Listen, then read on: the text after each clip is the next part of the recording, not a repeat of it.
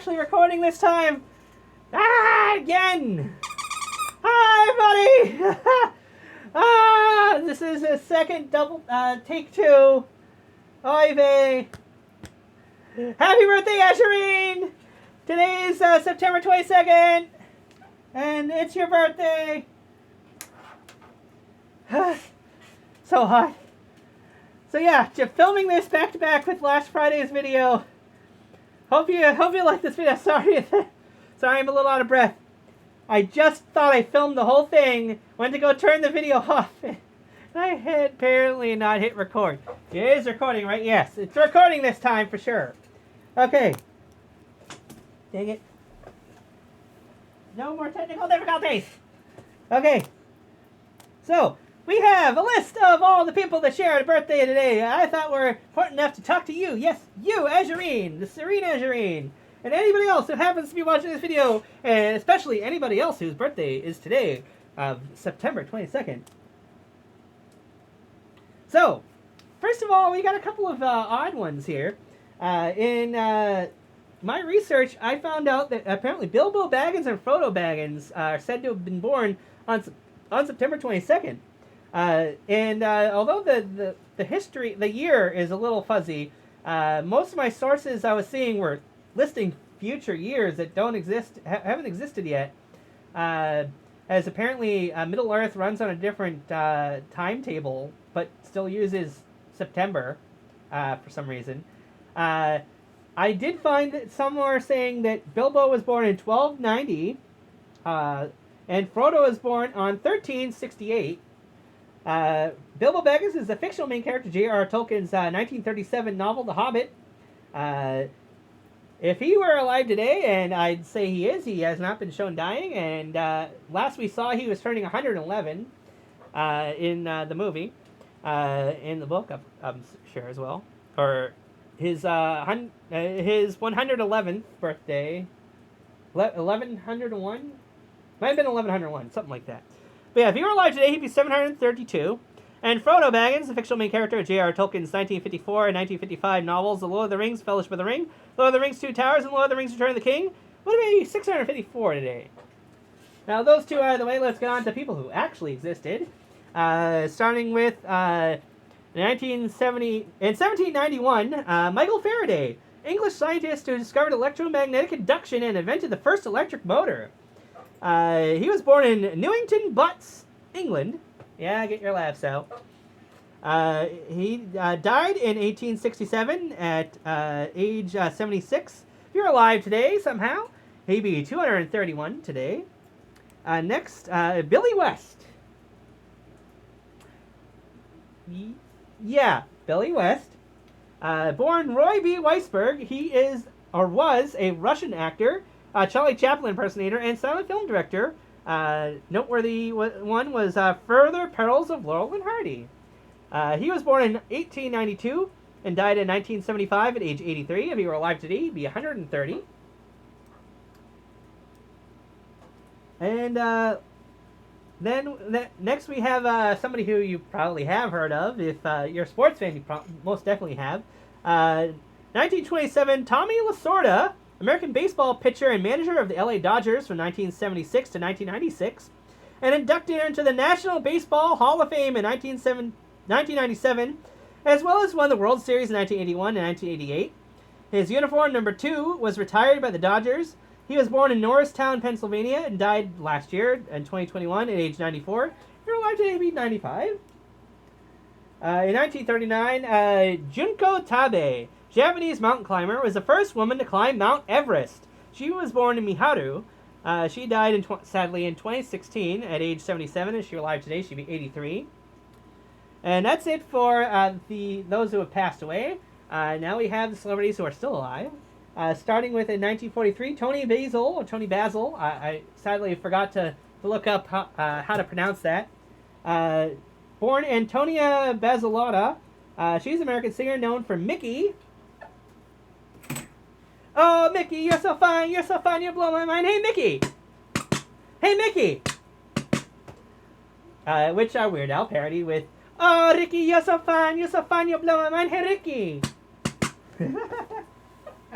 definitely one of his earlier parodies. But yeah, if you go listen to that song, it still holds up. It's still pretty good. It's a parody of her song as well as all about I Love Lucy. But yeah, Tony Basil is also a choreographer, and she was born in Philadelphia, Pennsylvania, and she turned 79 today. Next, in 1958, Andrea Bocelli, Italian tenor, known for The Prayer.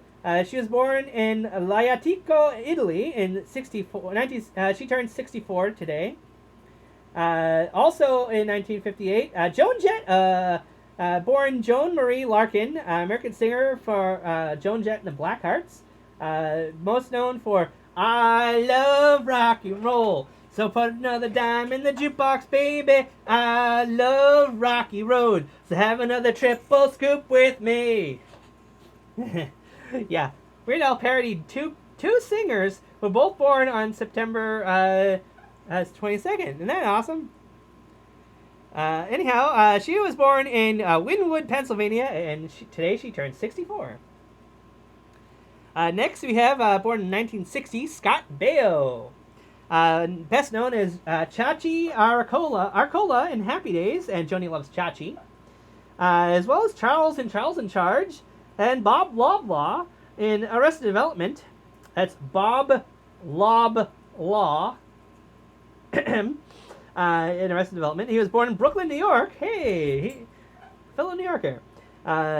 He turned 62 today. In 1982, Billie Piper, English singer and actress best known as Rose Tyler in Doctor Who. She was born in Swindon, Wiltshire, in England, and she turns 40 today. And lastly, also another England-born person here. 1987, Tom Felton, English actor. Sorry, Azurean, best known as Draco Malfoy in Harry Potter movies. He appears in Rise of the Planet of the Apes, and as Julian Albert, Alchemy, in The Flash. He was in one of the seasons of Flash. He was one of the major characters in that season. But yeah, he was born in Epsom, Surrey, England, and turns 35 today. So that's it for birthdays. Now we go on to this time in history. In 1862, I didn't find too much stuff that I thought was noteworthy enough that happened in the ancient past. But in 1862, U.S. President Abraham Lincoln issues preliminary Emancipation Proclamation, threatening to free all enslaved people, the rebel southern states, if those fail to rejoin the Union by January 1st, 1863.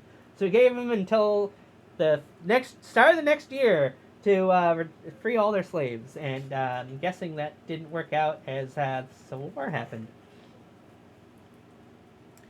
All right, next, 1896, Queen Victoria surpasses her grandfather, King George III, as the then longest reigning monarch in British history, who reigned for 64 years, until the late Queen Elizabeth II surpassed her at 70 years, who just passed away about a week and a half ago.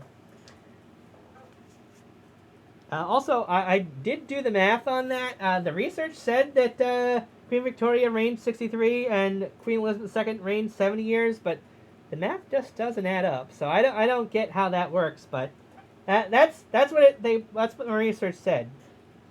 But I figured I ought to bring that up in case anybody says, "Hey, wait a minute, that's not right." But yeah, it's just what my research told me. If you have any better information, please let me know in the comments below. In 1937, date celebrated as the first International Hobbit Day and the birthday of Bilbo and Frodo Baggins. So yeah, there you go. So yeah, evidently people had celebrated this before, but this was the first date in 1937 that it was widely celebrated as National Hobbit Day. Next, 1955, commercial television begins in the UK with the launch of ITV. Soon airs the first advert on UK TV for Gibbs SR toothpaste, known in modern times as Mentadent, Mentadent. Not sure if they still exist. They are a British company, so those in America might not even recognize the name, but I thought I'd point that out. Next, in 1976, TV drama Charlie's Angels, starring Farrah Fawcett, Kate Jackson, and Jacqueline Smith debuts. Then in 1978, the American Tolkien... Wait. Did I have that on there twice? It says the American Tolkien Society first proclaimed September 22nd as Hobbit Day and Tolkien Week. Is there 2 entries about that? Yeah. National Hobbit Day and Tolkien... Hobbit Day and Tolkien Week. Huh, maybe I skipped over that my first time going through this. I don't remember reading this in the version of this that didn't get recorded. But yeah, any week that has September 22nd in it is considered Tolkien Week. Not Token Week, Tolkien. 1980, John Lennon and Yoko Ono signed a recording contract with Geffen Records. Whether that was a good thing or a bad thing, you decide. 1981, the first women's Supreme Court Justice, Sandra Day O'Connor, is appointed. Woo! Women's rights, alright. Took them long enough, right? Next, 1982, sitcom Family Dies, starring Michael J. Fox, premieres on NBC. In 1983, NASA launches the Galaxy B. I did not look up what Galaxy B did or was meant to do, but that was what I found. 1985, the first Farm Aid benefit concert in Champaign, Illinois, organized by Willie Nelson, Neil Young, and John Mellencamp. Performers included Bob Dylan, Tom Petty, Billy Joel, B.B. King, Hoyt Axton, Joni Mitchell, Ricky Lee Jones, and Emmylou Harris. Quite a lot of big names there. 1987, U.S. TV series Full House, starring Bob Saget, John Stamos, and Dave Coulier debut. I know I watched that show. Maybe not the premiere episode, since it happened when I was just a little more than 1 year old. I'm pretty much the same age as Michelle was. But I did watch that show. That was definitely one of those ones that I think a lot of people watched. In fact, it was so popular, they tried to make a comeback with Fuller House.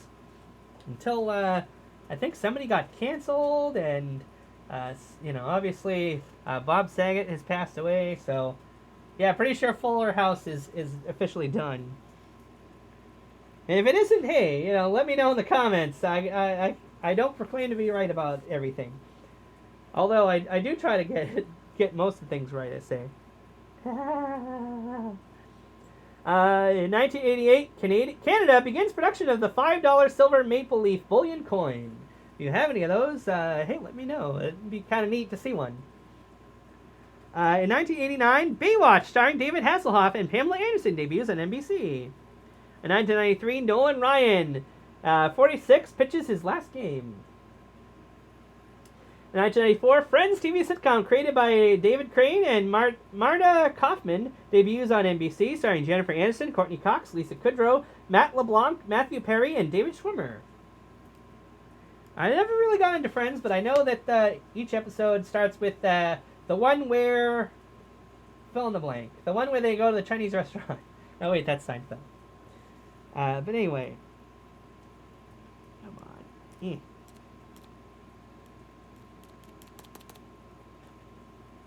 In 1997, Elton John releases Candle in the Wind 1997, also known as Goodbye England's Rose, a tribute to Diana, Princess of Wales. And when I looked this one up, I found out I recognized the cover. My mom had this album. So, yeah. I guess I never paid attention to what was written on the cover. But yeah, I definitely recognized that picture. Next, 1999... 33rd Country Music Association Awards, Shania Twain, Martina McBride, and Tim McGraw win. Also that day, West Wing, created by Alan Sorkin and starring Martin Sheen, Rob Lowe, and Richard Schiff, debuts on NBC. In 2002, the 54th Emmy Awards, West Wing, Friends, Michael Chiklis, and Allison Janney win. So yeah, West Wing and Friends, pretty dang popular. They won the Emmys. Also, Michael Chiklis, I'm assuming for The Shield. Probably not for Fantastic Four. Although, obviously, Emmys are TV and not movies. but also a lot of people did not care for the Fantastic Four movies. I thought they were fine.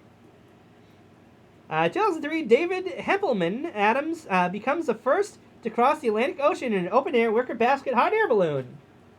Why did it take that long, huh? It seems unusual. It took until 2003 for something like that. But hey, that's what it says. That next, 2004, Lost, created by J.J. Abrams and starring Matthew Fox, Evangeline Lilly, Jorge Garcia, Josh Holloway, Terry O'Quinn, Naveen Andrews, Daniel Day Kim, and Dominic Monaghan. Debuts on ABC in the U.S. I really love that show. If you're interested, check out Billiam, Billiam. He's been doing a retrospective on the series. Some really, really long and in-depth videos talking about the first and then the second and third seasons of the show, with plans to do videos talking about the rest of the franchise. He covers absolutely everything you could possibly talk about the show, including all of the TV specials, magazines, and all the fanfare of the show as it was airing, and how much it grabbed America's attention at the time.